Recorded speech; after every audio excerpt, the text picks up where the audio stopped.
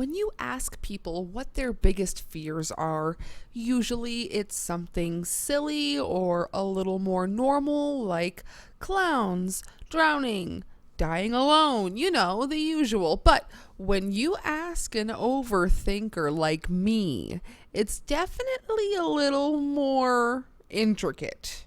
A little while ago, a new fear was unlocked, and I didn't understand how very real it is and how often it happens. Welcome back. It's now episode 30. I cannot believe we have been here every Wednesday for 30 weeks. This means that today's episode is about a larger topic instead of just a movie. Today I'm going to talk about something so small that's actually so sinister. Something that lives rent-free in the back of my mind. But first, why is it that every time they say there's it's going to be the last Conjuring or Insidious movie, there's always another one? I simply cannot believe we are getting new movies in each of those franchises. I feel like they've ended them and tried to end them so many times now. I haven't seen past the third movie in each series, and I just can't be bothered at this point. We're also getting a new yoga-based horror movie called Namaste. And this is also something I think we're past the need for.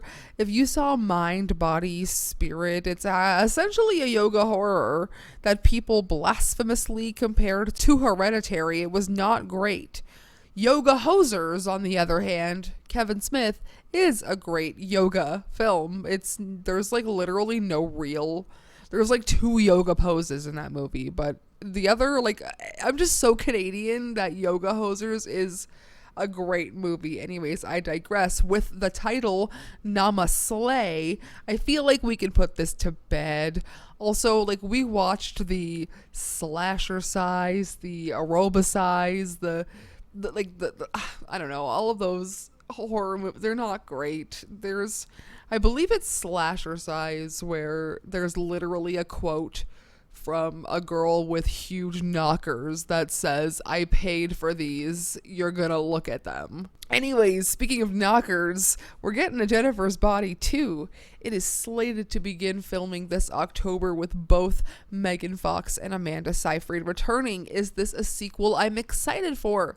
Yes. Anyways, let's get into today's topic.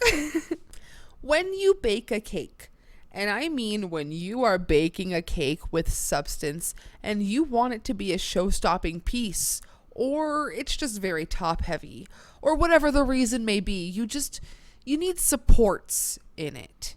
And I will let you stir for a second to think about where this could possibly be going. Have you ever been to a party where someone unknowingly gets their face smashed into a cake? Have you ever seen videos of people unknowingly getting their faces smashed into cakes?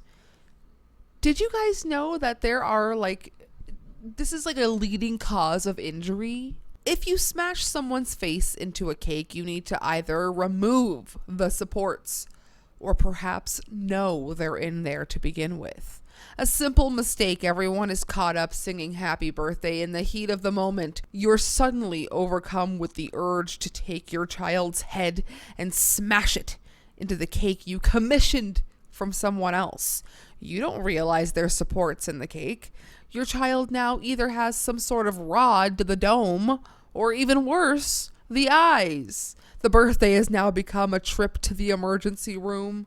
If the supports pierced through the child's eyes, there's possibly lifelong damage. If unfortunately there was some sort of pointy skewer, your child may have been accidentally lobotomized.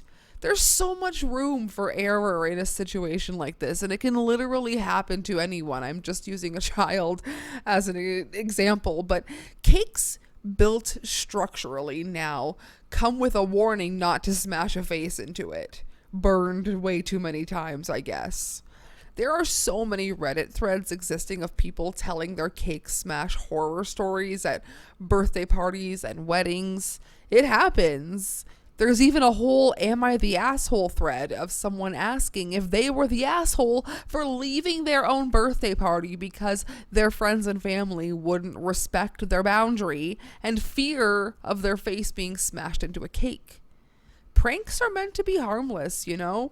Orange juice in the milk container, saran wrap over a toilet seat. Just silly little things that you can easily clean up and laugh about. Pranks shouldn't send you to the hospital with questionable injuries, and half the time it's not even a prank. It's just a spur of the moment accident. And I know this is not necessarily horror related, but I do think this is a horrific thing because once I learned that people are still out here knowingly, like, there's possibly a skewer in there. I don't know. In my brain, I think of everything that could possibly go wrong at all times. So just having that sit in the back of my brain, I am always watching when there is a cake in the room. Just wanted to talk about something in real life that genuinely causes me terror. Every time I see a cake smash video pop up, I cringe inside, waiting for the unresponsive skewered head to be lifted up from blood-covered icing.